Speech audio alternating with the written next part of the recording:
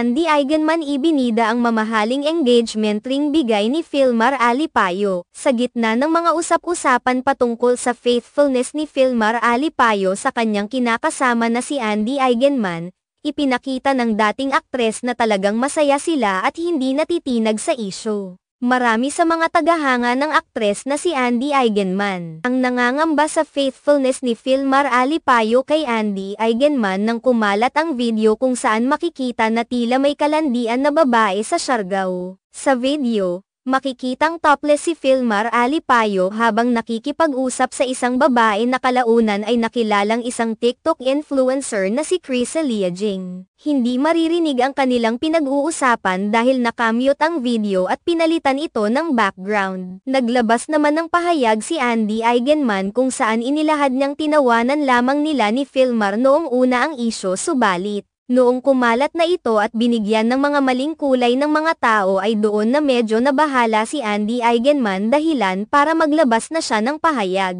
Samantala, kung makikita naman ngayon ang mga ibinabahagang larawan nila sa kani-kanilang mga social media platforms, mahihinuhang hindi naman nagkaroon ng lamat ang relasyon ng dalawa. Kamakailan lamang ay ibinida mismo ni Filmar Alipayo na ang nag-iisang babae sa kanyang buhay ay walang iba kundi si Andy Eigenman. Bukod pa rito, ibinida RN kasama kailan ni Andy Eigenman ang kanyang engagement ring na ibinigay ni Filmar Alipayo pahiwatig na bagamat na inurong na muna nila ang kanilang pagkakasal ay maayos na maayos pa rin ang kanilang relasyon. Matatandaan na unang naging laman ng mga usap-usapan ang paghihiwalay nina Andy Eigenman at Filmar Alipayo nang i-anunsyo nila na hindi na muna nila itutuloy ang kanilang kasal. Nadagdagan pa ito ng magbakasyon sina Andy Eigenman sa Japan nang hindi kasama si Filmar Alipayo.